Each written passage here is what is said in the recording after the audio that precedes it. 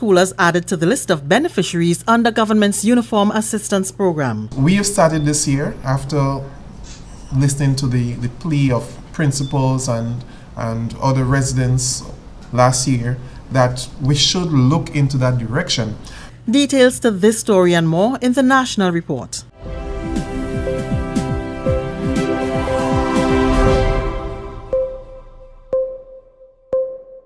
With the National Report, I'm Leslie Ann Johnson Cornwall. A promise was made, and now government is delivering on that commitment to add students at the preschool level to the Uniform Assistance Program for the new school year starting in September. For qualifying vulnerable households, students at the preschool level will receive $50, $100 for those at the primary school level, and $150 for secondary school students. The maximum amount for a qualifying household is $450. The preschoolers will be given a small amount to start off with this year of $50. So unlike last year where you had a home, if it was just primary school students, you had $100 per child and a maximum in the home of $300. This year, it's going to be a maximum of $350. And where you have a home with secondary school students, a secondary school child will get $150. But in the home, the maximum would be $400. That's what it was last year. This year, it's going to be $450 if there is a preschooler in the home. That's Senator the Honorable Winston Garraway, Minister of State in the Prime Minister's Ministry. The Senior Administrative Officer, Mrs. Naomi Jeremiah, is appealing to principals and teachers to identify the most vulnerable to ensure they benefit under the program. We are looking at items like shirts and skirts and vests, pants, school bags. We have school belts, school shirts, and minimal stationery items. The program will start had begun in the month of May, and we are continuing and will end in the month of July. Before school closes, the hope of the program is that persons will already be in a position to receive the vouchers. So the actual vouchers should be given out before school closes for this term. $1.2 million was spent on the program last year, benefiting more than 5,000 vulnerable families. The numbers are expected to be slightly higher this year with the addition of the preschoolers. Vouchers are valid until September 30th.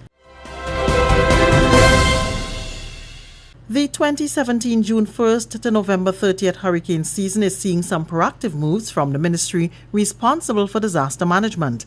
This year, the number of authorized hurricane shelters has increased to 120, making it 71 primary shelters available for use prior to and during a storm, and 49 secondary shelters available after an event is passed. Speaking at government's post-cabinet briefing on Wednesday, Senator Winston Garraway, Minister responsible for disaster management, announced that $100,000 Canadian have been secured from the Canada Caribbean Disaster Risk Management Fund to upgrade 10 of those hurricane shelters to accommodate persons with disabilities. We'll be putting ramps, we will put in handrails, we'll retrofit the bathroom to access wheelchairs and with ramps, not ramps, but rails and the likes. We are moving into the direction where our not so able-bodied individuals or citizens will be accommodated in those 10 shelters. Senator Garraway says the focus will be on areas with a high concentration of disabled persons.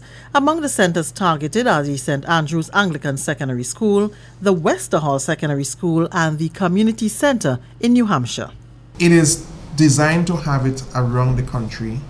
As I said, the largest concentration of persons with disability. We had to work with the Council of the Disabled and to get their stats and couple that with stats from the Ministry of Statistics. And from that, because the consultant and the funders wanted to ensure that the monies that is to be spent will target the most vulnerable people, those who will benefit. So we had to work with both entities to ensure that we come up with the right set of shelters. This is the National Report. More news after the break. The Keith Mitchell-led administration has resurrected the state pension issue after previous governments backed away following its removal during the revolution. This has now become a matter of high priority with legacy-defining potential. This after the government refused to appeal the Hermelin Armstrong case and to restore her pension in accordance with a High Court judgment. Now, the Mitchell government is inviting solution-driven dialogue as it presses ahead to restore pension to public officers. CARTAC has been contracted to provide possible solutions. A pension consultant from Washington is also on the case. The IMF has pledged technical support, and government is urging stakeholders and union leaders in particular to come to the table. The Mitchell government is appealing for solution-driven dialogue designed to restore state pension to public officers. The 2017 plant distribution season is officially open. The declaration was made by Minister for Agriculture, Lands, Forestry and Fisheries, the Honorable Yolande Bain Horsford, during a ceremony at the Mirabeau Propagation Station on Wednesday. She charged the farmers to be responsible for the plant's growth and development, which will later yield more and expand their production. But farmers, it is important that when you purchase these plants, that you make sure that you plant them. Because I've visited some farms and they still have plants from last year still on their farms. And that's not a good thing. You know, it's not so, it's a labor of love, you know, really putting these things together. It's been highly subsidized. You're not paying, if you go to calculate how much it takes to prepare one plant, you know, to grow one plant, it's more than what you're getting today. So we want, when you purchase these plants at such a highly subsidized price, that you plant and take care of the plants. Agronomist Shira Baldio highlighted that more than 52,000 plants are available for distribution from Wednesday, June 7th. These plants include 21,603 cocoa, 13,969 nutmegs, 5,167 soursop plants, 3,165 citrus, 1,514 avocado, 408 breadfruit, 279 mangoes, 4,604 fruits of other minor fruit species. We have 2,516 ornamental plants produced by the Stations of Agronomy Division.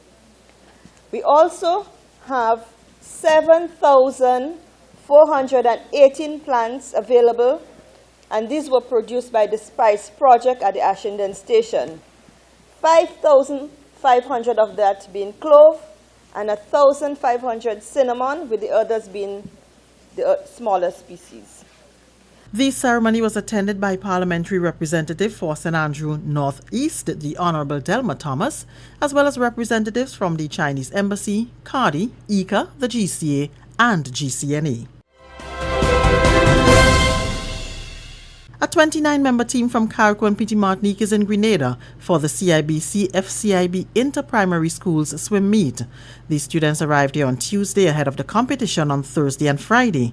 Swim coach Rachel Modeste believes she has a good team and looks forward to the experience. I expect those in the 9-10 age group. I have a few of them there, the 9-10, and probably one or two in the other age group. But basically, I'm doing on the 9-10 to see where they're at with the kids here, because we are looking to take a team after in the club meet for the OECS trial. So my main thing is, I'm glad that the entire team is coming, because it's good to show the talent of Carriacou and Petite Martinique. Member of the Grenada Amateur Swimming Association, Natalie Regis Serra, says they want as many students as possible to participate. The categories we have for the children is novices, first of all. That's persons who have just learned how to swim, and we want to give them an opportunity to showcase what they can do. It's a massive milestone for a lot of children, and they so look forward to it. We also have 8 years and under, 9 to 10, and 11 and overs. The games are jointly organized by the Ministry of Sports and the Grenada Amateur Swimming Association and will be held at the Good Hope Swimming Pool in St. Paul's. And that's the National Report. I'm Leslie Ann Johnson Cornwall.